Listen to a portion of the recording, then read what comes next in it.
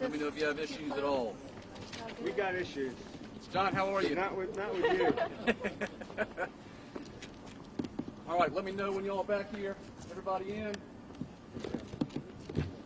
All righty. We'll read a quick statement for everybody that's with us here today. Good morning. I'm Peter McCoy. I have the distinct honor of serving South Carolina as United States Attorney. I appreciate everybody being here today. In today's times, what's most exciting about today is that justice has been served. For years, institutions and individuals have abused the public trust with little to no accountability.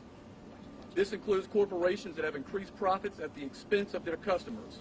Oftentimes, it's assumed that these executives will avoid any oversight because of who they are and where they have worked.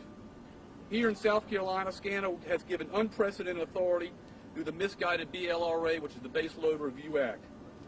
It allows SCANA to finance public works projects through their customers. There has been a requirement through the BLRA that the leaders of SCANA had to be truthful and had to provide regulators and the public with truthful status of the project. This did not happen. They chose to provide false information so that SCANA was protected and so that the project would continue. Again, it's so important today that justice has been served. Today in the federal courtroom behind me, Kevin Marsh, the former CEO of SCANA Corporation and former chairman of its board of directors, has pleaded guilty to federal charge of conspiracy to commit mail and wire fraud. Today, his plea before the federal court judge, Kevin Marsh, admitted that he abused the public trust for the benefit of SCANA in his role as CEO. Today's plea shows that no one, not even a Fortune 500 CEO, is above the law. Today's plea follows the guilty plea of SCANA's former executive vice president. He also pled guilty to conspiracy to commit mail and wire fraud. It also follows the agreement that will provide at least $4 billion to South Carolina ratepayer relief. And it follows settlement by SCANA and SCE&G on the Securities and Exchange Commission lawsuit charging them with defrauding the investors. Let me be clear. Today's plea does not end our efforts to seek justice. Part of the plea by Mr. Marsh is his full cooperation with federal, state, and local law enforcement agencies. It also includes his agreement to testify fully and truthfully before any and all bodies or trials until the investigation and prosecution of the criminal acts that occurred in relation to the failed VC Summer nuclear project have come to a conclusion. This is possibly the most complex investigation in South Carolina's history. It represents the culmination of years of work and unparalleled cooperation between my office, the South Carolina Attorney General's office, the FBI, SLED, and the SEC. That said, we would not be here today without the incredible work of the United States Attorney's Office, and I'm joined today by AUSA's Jim May, Emily Limehouse, Rhett DeHart, Nathan Williams, Brooke Andrews, and Winston Holliday.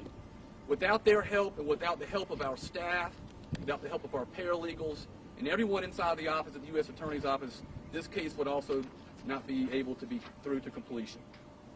Standing beside me to my left is the Attorney General, Alan Wilson. It has been through our unparalleled cooperation and efforts together that we are here today. And he will tell you, and he'll talk to you a little about this a little later, but he is heading up to Spartanburg to conclude Mr. Marsh's sentence that he'll be pled, in the Spartanburg court in front of Judge Hayes later this afternoon. The U.S. Attorney's Office will always seek justice to those victimized by individuals or entities that misuse positions of trust and responsibility.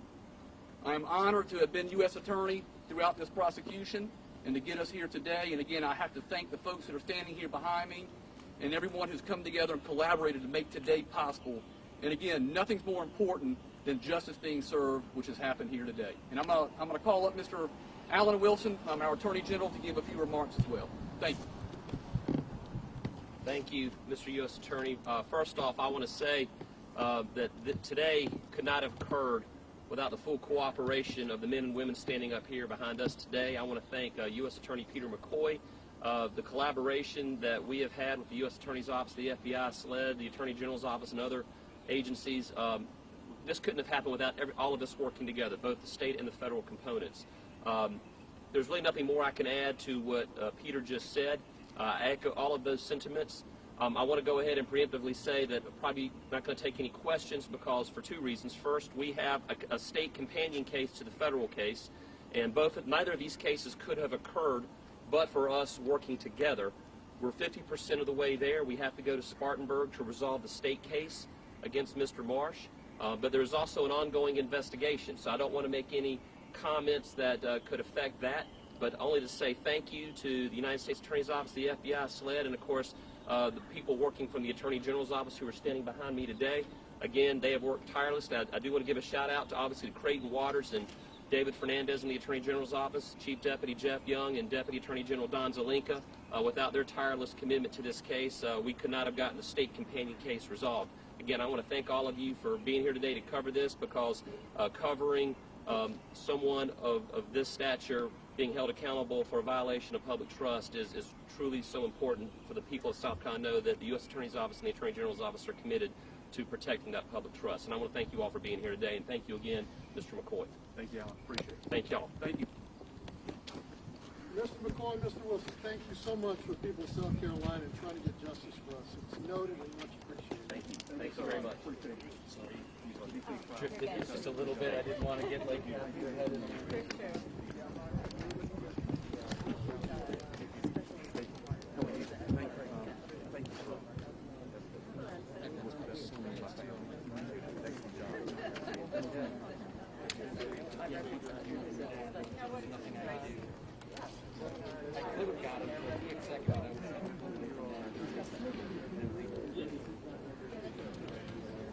As far as I know.